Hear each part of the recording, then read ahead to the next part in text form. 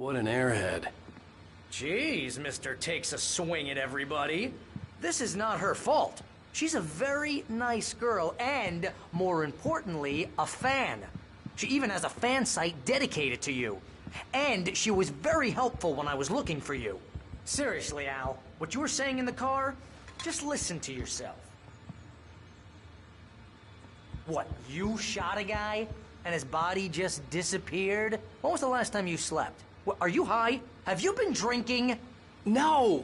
Look, Barry, I'm missing a week. And someone's got Alice. Do you understand what it sounds like when you say stuff like that? Don't get me wrong, it's a good story, could be a bestseller. But when you start confusing fiction with reality, you're buying yourself a ticket to the funny farm. All right, wait here.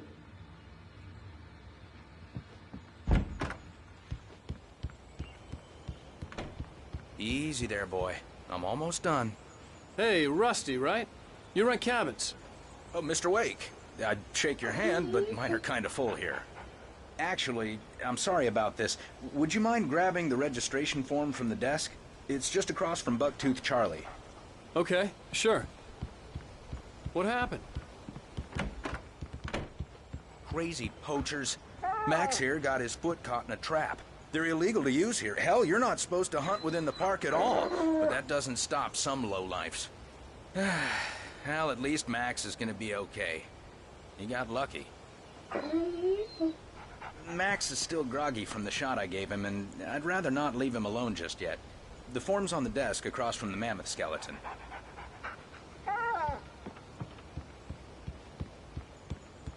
Seriously, Al, you can't just go and meet a kidnapper. Those situations always end up in disaster. You gotta talk to the cops. She's my wife, and it's my call. Can we talk about this later? No, this whole thing... Listen, you hit your head. I mean, geez, Al, come on. You gotta understand how crazy all this sounds. If you're trying to pull a joke on me, freak me out, it's working. Ha ha, let's have a laugh on Barry. Well, you had me going there real funny, Al. You can quit it now.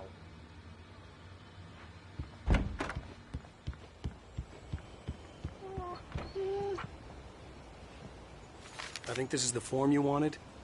And here are the keys. Okay, you're all set, Mr. Wake. Glad to have you staying here. Thanks. Can you tell me how to get to Lover's Peak? Oh, sure. It's at the end of the nature trail. Just follow the paths, you'll get to it eventually. It's an easy walk. Nice spot, too. If you have any trouble finding it, just keep your eyes on the radio mast. It's right below that. Oh, and hey, if you take a walk in the woods, watch your steps so you don't end up like Max. I guess I'm a little worried. We got a bunch of campers out there we haven't heard from. It's not like these people are on a schedule, but with the traps, well, you know. I just don't want any trouble. Right. Thanks.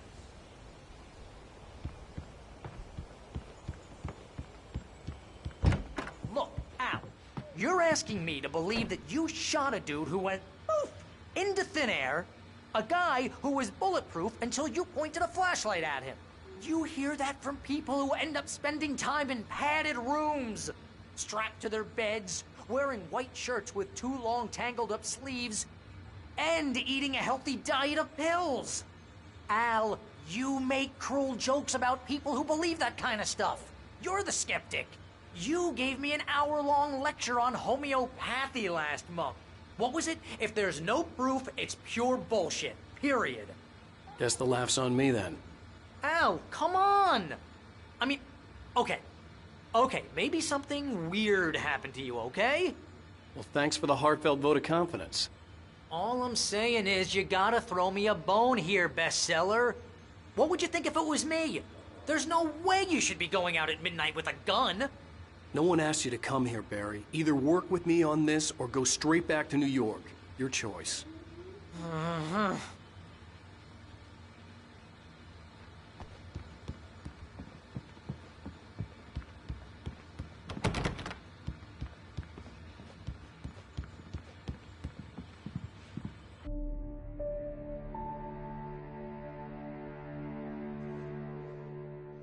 That's just crazy talk, Al. Al? Al? We should go to the sheriff or call the FBI. Damn it, Barry, they'll kill her! This is not a goddamn debate, Barry. I'm going to Lover's Peak. He said to come alone. Okay then. I understand. But you're my best friend, and I'm worried that you're not right in the head. Tell me what to do to help, and I'll do it. You stay here, and if I'm not back by morning, call the cavalry.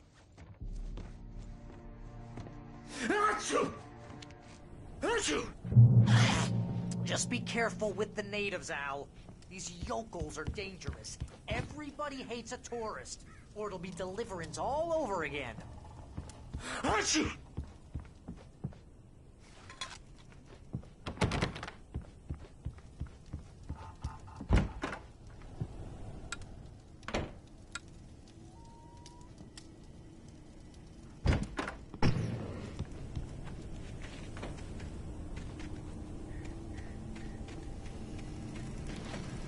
I'll wait here, Al. I'll hold down the fort. I'll be with you in spirit every step of the way, Al. Watching the door now.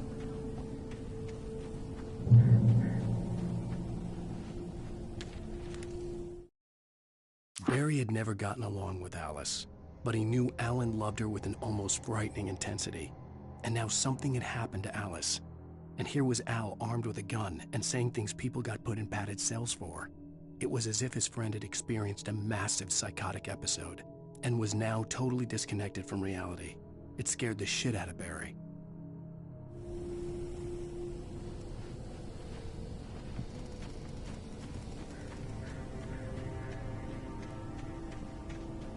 I knew I should have gone to the cops. This wasn't the smartest thing I'd ever done, but I was still angry with Barry for trying to talk me out of it. These people had called me right in the sheriff's station. The cops wouldn't scare them, and they had Alice.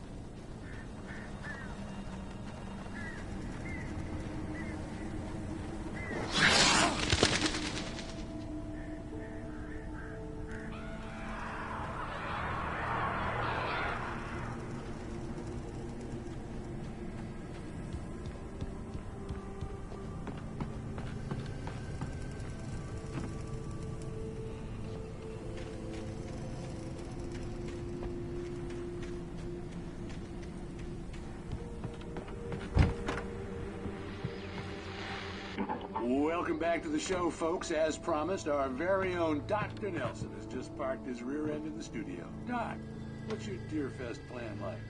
My plan? You make it sound a lot more organized than I ever seem to manage.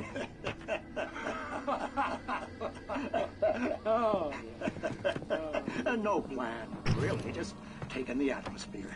I'm getting a little too rickety to do much more than that, you know. Oh, tell me about it. No sack race for us older gentlemen, huh? Yes, exactly, Pat. But I'm going to check out the parade, of course. And I'll be one of the pie contest judges, too. Well, that takes a different kind of constitution. Oh, yeah. It's my kind of exercise. Now, Doc, seriously, you're in pretty good shape, though. You're the outdoors type. I know for a fact you're an avid fisherman. That's right. Matter of fact, just caught a heck of a largemouth bass early this morning. But you're not taking part in the fishing contest? No, not this year. See, Pat, I'm just not that competitive anymore. Now I just like to take my time and enjoy the piece of it. It's no fun if I need to worry about what I'm catching, you know? Well, considering your track record, the participants are probably pretty happy you feel that way. Well, Pat, that's kind of you to say.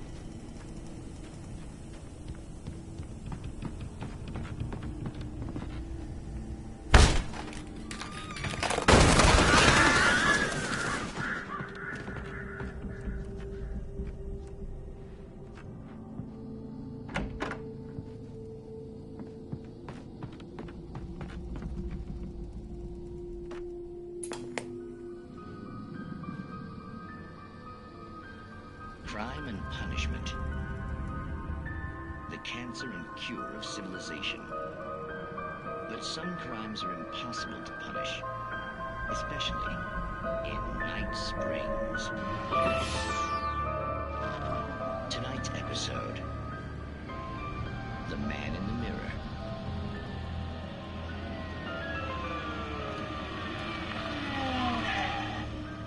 He's inside, Agent. He's a weird one. So, you're confessing to killing that guy, huh? Why? Had it coming? Yeah, but why would you do that? I mean, you're a nice guy. Normal. Took a kid to a soccer game. So how come at the game, you pick a guy and, quoting from the arresting officer's report here, assault the victim's head area repeatedly with the weapon of choice being a pair of bare fists? Wow, that sentence really flows, huh? Maybe you're not the literary type. Okay, so you mess him up. But why? Who was that guy? We couldn't ID him. Why would a guy like you do him like that? I didn't like his face? Well, you must have hated it, because you really went to town there. I mean, there's no way to tell what he looked like. No ID on him either. That must be difficult. But then we ran the fingerprints. Got a match. Your prints. Identical. Huh, how about that? Your son said you were wearing a white shirt when you took him to the game. The white shirt is on the dead guy. It's plenty red now. You won't get away with this. Do you really think that's in any way relevant to me? I had plenty of time to talk to my boy before the cops arrived, you know? He won't stop screaming, am I right? You think he's ever gonna be okay? I left my mark. Believe me. You bastard. What? You gonna shoot me? What's the point? I'm going to prison. You got me. I don't understand any of this. And you never will. Don't worry.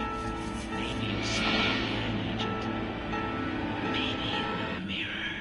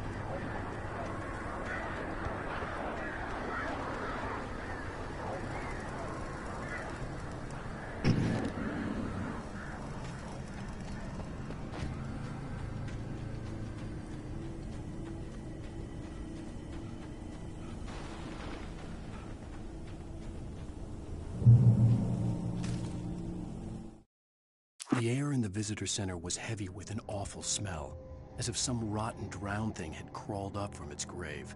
Rusty kept coughing blood. My eyes were drawn to the twisted shape of his broken leg. The attack had been vicious. Max whined in his cage. Rusty's eyes were wild with fear and terror. He gasped. "Mr. Wake, it happened just the way it was on that page."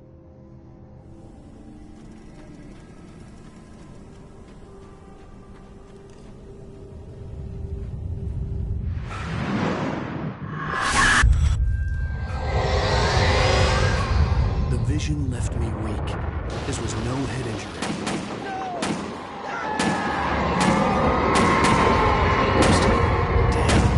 Rusty, hang on! I'm coming! Please, help me!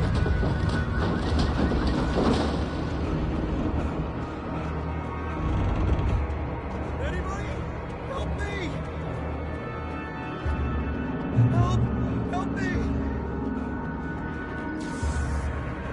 Can you hear me? Anyone! Please, help! Back here. I'm back here. Mr. Wake? Oh, hell. It happened just the way it was on that page. I found. Came true. It knew. So dark. It'll come back for me. You must... The lights. In the office. I have the key. Okay, Rusty. Hang on. I'll be right back. Whatever did this couldn't be far. Rusty had found a page from the manuscript. It would help me understand what had happened.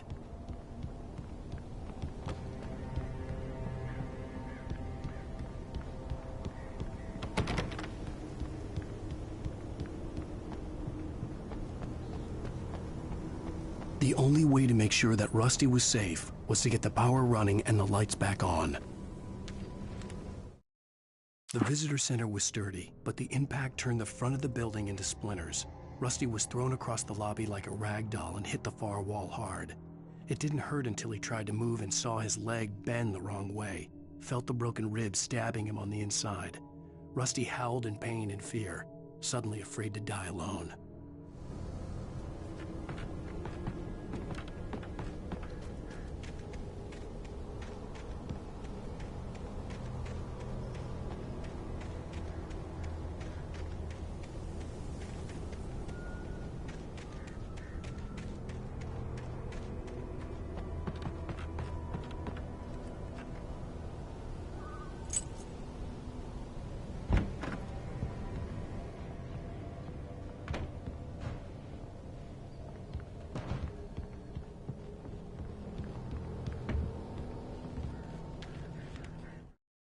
At the last instant, I changed direction and threw myself down.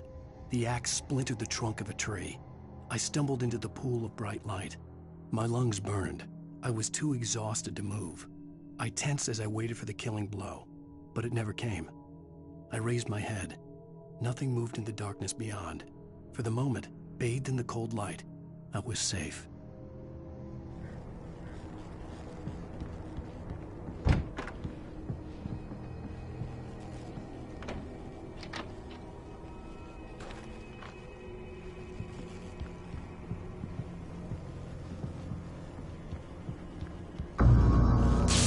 Too late. Someone had destroyed the circuit breaker. There was no way to get the lights back on. Rusty! Rusty!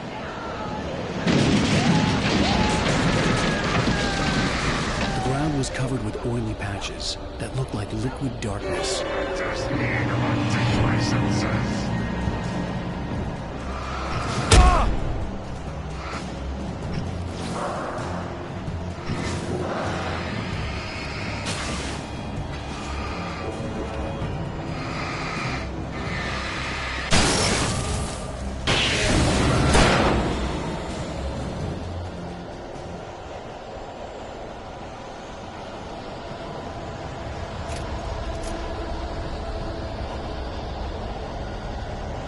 Something had torn a mammoth-sized hole in the wall.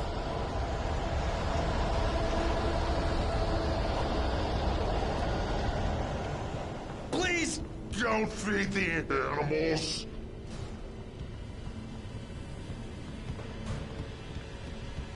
Fishing is only permitted for those visitors who purchase a park fishing license.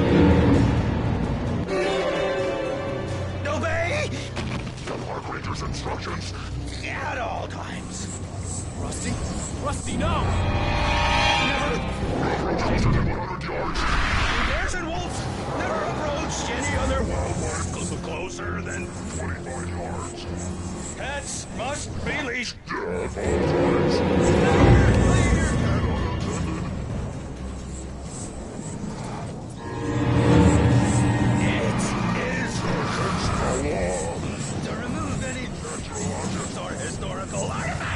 From the park Grounds. this includes even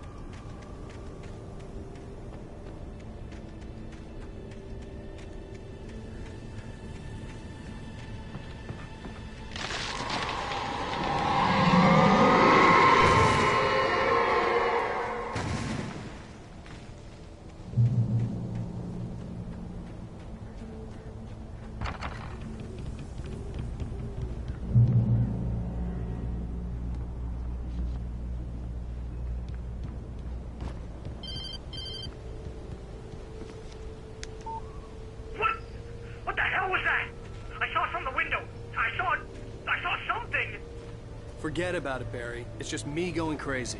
Oh, jeez. Oh, jeez. You're not crazy. I wish you were crazy, but you're not crazy. Ow, be careful.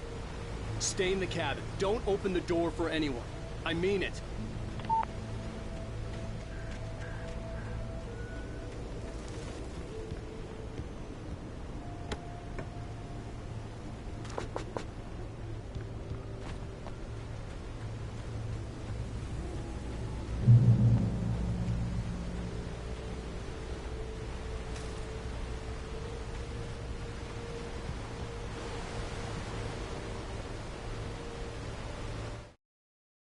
In that last instant of consciousness, Rusty thought about Rose. He was older than she was. Rose was barely out of her teens, but she made him feel young and forget what a train wreck his long-dead marriage had been. He still wore the ring. He'd been waiting for her to tell him to take it off. Now she never would.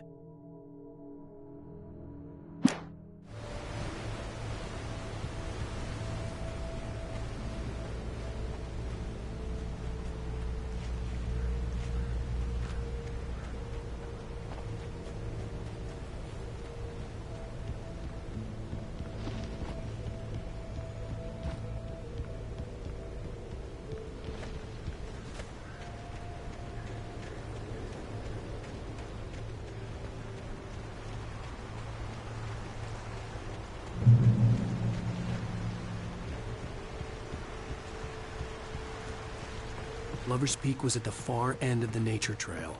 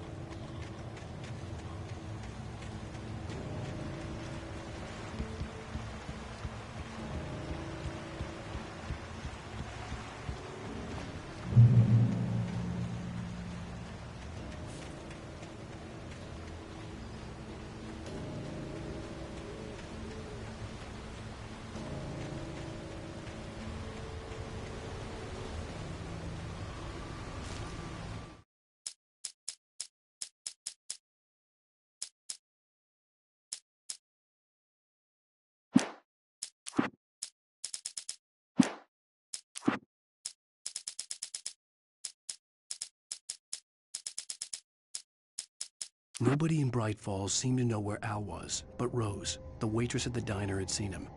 From what Barry could tell, Al pretty much fell off the face of the earth when he left the diner. Rose was just the kind of fan that Al hated, but she really tried to help. She was smart too, knew a lot about what was going on in the town, knew a lot about Al, even knew who Barry was. Barry liked her. That was no big surprise. When it came to women, Barry and Al rarely saw eye to eye.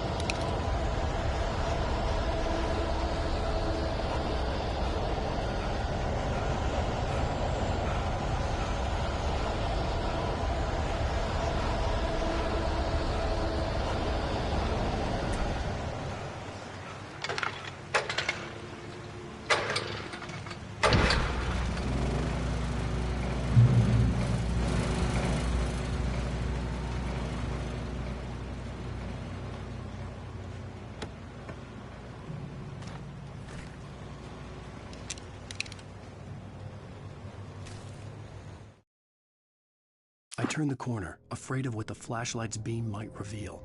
Suddenly, a roughly painted symbol of a torch glowed in the light. Behind it, Hidden by a rock sat a battered metal trunk. It was here for a reason, packed with supplies, batteries, flares, ammo, things you need to make it through the darkness of the night. Something left behind by someone who knew what I knew, and more.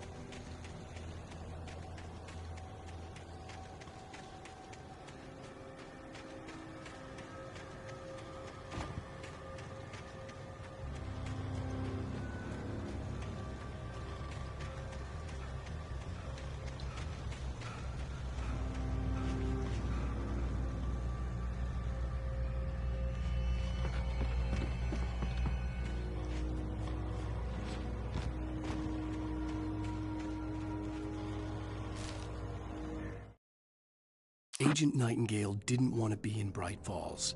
These little communities revolted him, and he didn't like the trees or the coffee. He now knew that impossible horrors lurked behind the storefronts and smiles.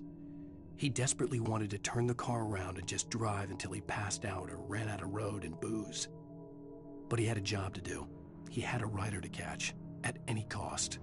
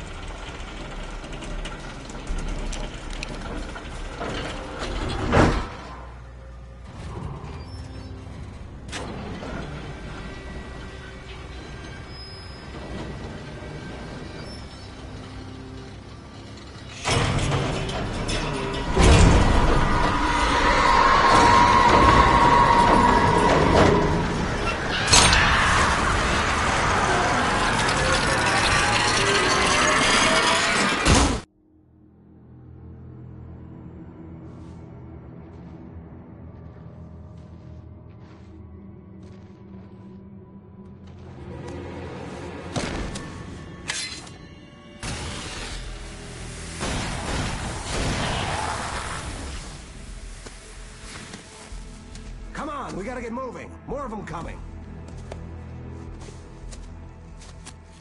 That flashlight's kid stuff. The flares will keep the bastards away.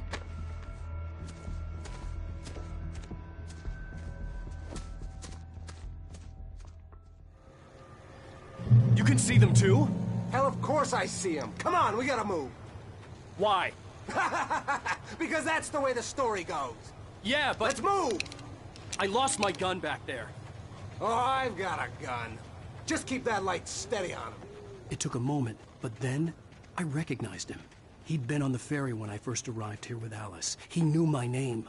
We were headed in the direction of Lover's Peak. There was no way this was a coincidence. He was the kidnapper. Come on, Wake!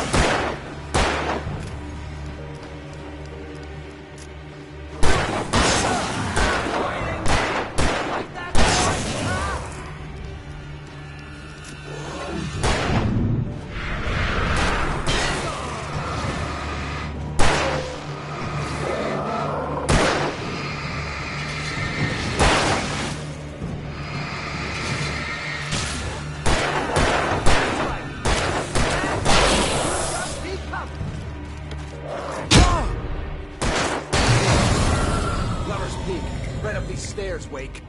Use the flares from the emergency box to hold them off while I get these boards off. Give me the gun. Yeah, no can do, Wake. Are you kidding? Give me the gun! No time for back talk. Hold them off, damn it!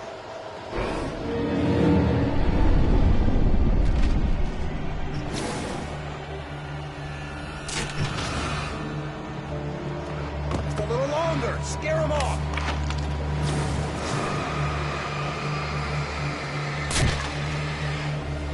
Get some light on those bastards. That'll keep them off us.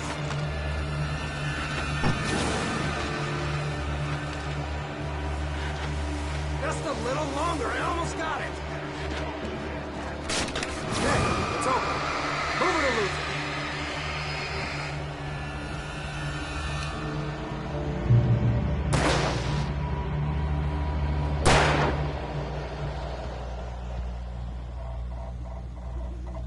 Oh, you feeling better now, Wake? All cozy and safe. Better get ready. They'll be on us soon.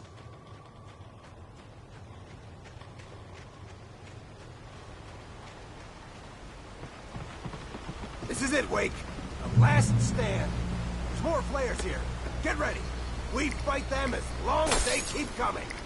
Give me the goddamn gun! They're coming! That's not how this goes. Get with the program, Wake.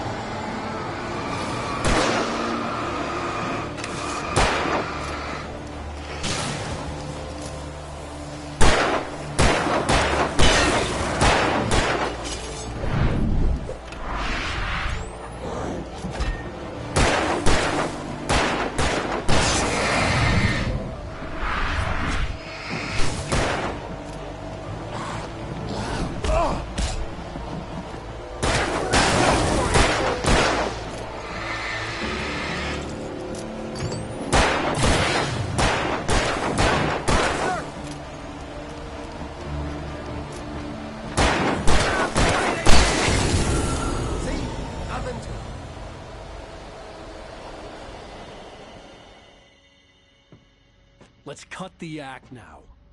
Where's my wife? I knew you were gonna say that. I read it all before. You're a hell of a writer. Congratulations.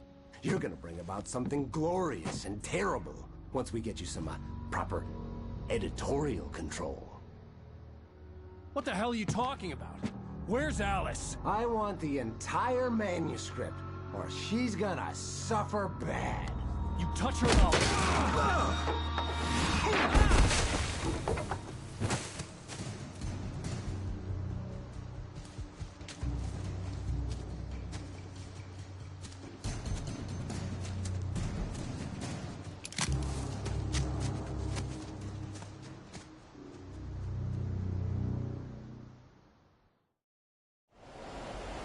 You're gonna give me the manuscript or you'll be sorry! No! Come back here! I swear I'll kill you if you hurt Alice! Do you hear me? Come back here! He had Alice, and he wanted the manuscript because he thought it held some magical power. But I had no manuscript to give him. I had to get back to Barry and figure out my next move. On more than one occasion, Alice had tried to explain to me how it felt to be afraid of the dark. To her, darkness wasn't simply the absence of light, but something more tangible than that. It was something you could touch and feel. Worse than that, it was something with a mind of its own, something malicious and malign. For her, things changed when they were wrapped in darkness. They turned into something else, something foreign, and nothing was safe or innocent anymore. I'd never really understood what she meant, until now.